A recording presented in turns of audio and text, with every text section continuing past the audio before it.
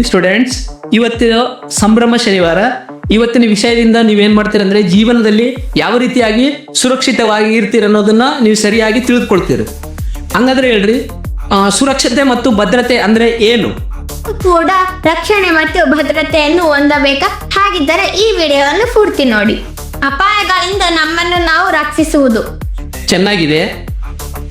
ಭದ್ರತೆಯು ನಮ್ಮ ಶಾಲೆಯಲ್ಲಿಯೂ, ಆಟದ ಮೈದಾನದಲ್ಲೂ ಮತ್ತು ಮನೆಯಲ್ಲೂ ಭದ್ರತೆ ಅನ್ನೋದು ಬಹಳ ಮುಖ್ಯವಾದ ಅಂಶ. ಮೊದಲನೇದಾಗಿ ಮನೆಯ ಭದ್ರತೆ.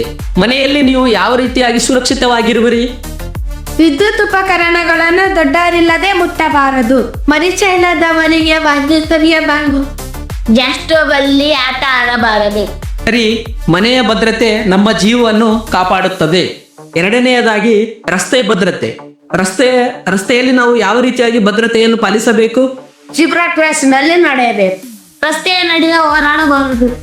ಹೋಗುತ್ತಿರುವ ಗಾಡಿಗೆ ಹತ್ತಬಾರದು. ರಸ್ತೆಯ ನಿಯಮಗಳನ್ನು ನೀವು ಸರಿಯಾಗಿ ತಿಳಿದುಕೊಂಡಿದ್ದೀರಿ. ಮೂರನೆಯದಾಗಿ ಶಾಲೆಯ ಭದ್ರತೆ. ನೀವು ಶಾಲೆಯಲ್ಲಿ ಯಾವ ರೀತಿಯಾಗಿ ಸುರಕ್ಷಿತವಾಗಿರಬಹುದು?